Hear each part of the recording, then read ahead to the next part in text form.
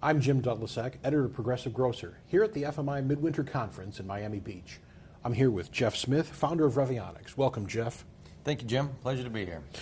Jeff, could you tell us a little bit about what Revionics is and how you can help grocery retailers better understand what shoppers really want? Sure, absolutely, Jim. Revionics is a company that focuses on end-to-end merchandise optimization.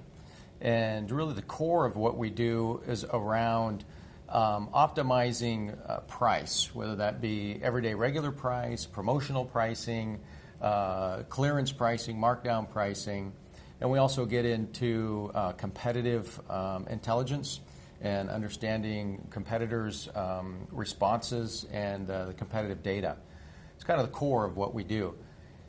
So the way that we can help retailers understand their consumers better is by looking at the data.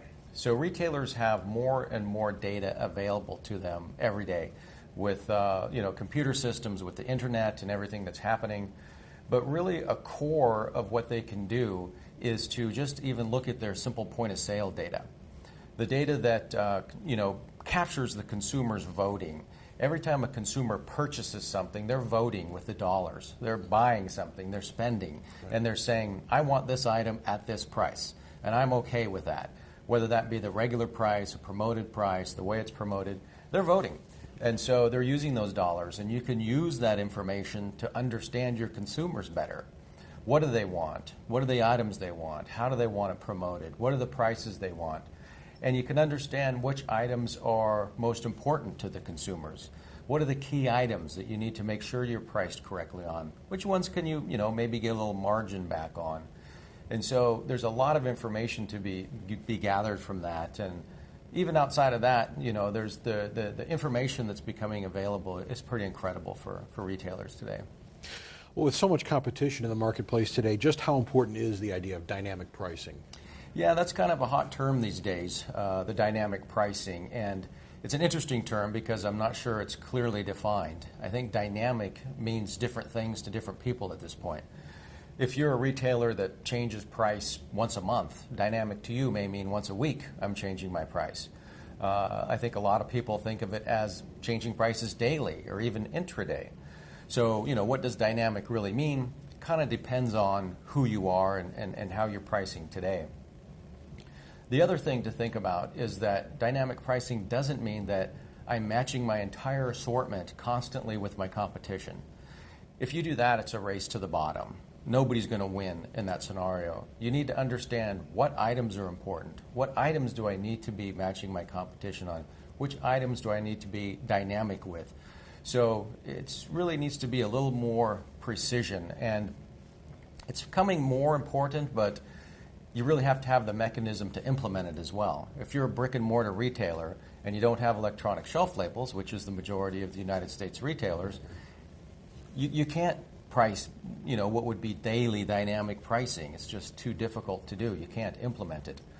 We do have customers outside the U.S. that leverage the electronic shelf labels that do price intraday. The retail outside of the U.S., I think, is a little bit ahead in that space, and there are some regions of the world that even within the brick and mortar stores, they're changing prices throughout the day. What are the key trends and issues that grocers really need to be worried about in 2016? Yeah, so I don't think it's changing a whole lot from what it's been. I think the trends are going to stay along the lines of online retail is going to continue to grow, which is going to be more competition coming in, more prices, being lowered and exposure to prices. So online retail is going to continue to grow. And then if you think of the empowerment that consumers have, all these handheld devices that they're walking around with, that's information. They can be at the store shelf and look and see and get information on a product they're thinking of buying. So the consumer is going to become more and more empowered with all of this information and all the applications that come into play. So you really need to understand your consumer, what they're looking for, what they want, and you also have to understand your competition because that's what they're looking at. They're saying, should I buy it here while I'm standing at the shelf, or should I maybe go home and order it online? Should I go to another store? So you have to understand your competition. So access to that competitor's information is going to be more and more important. So I think those are some of the key things that are going to continue just to grow and become more important through 2016. Jeff, we really appreciate you coming in to talk with us today. My pleasure, Jim.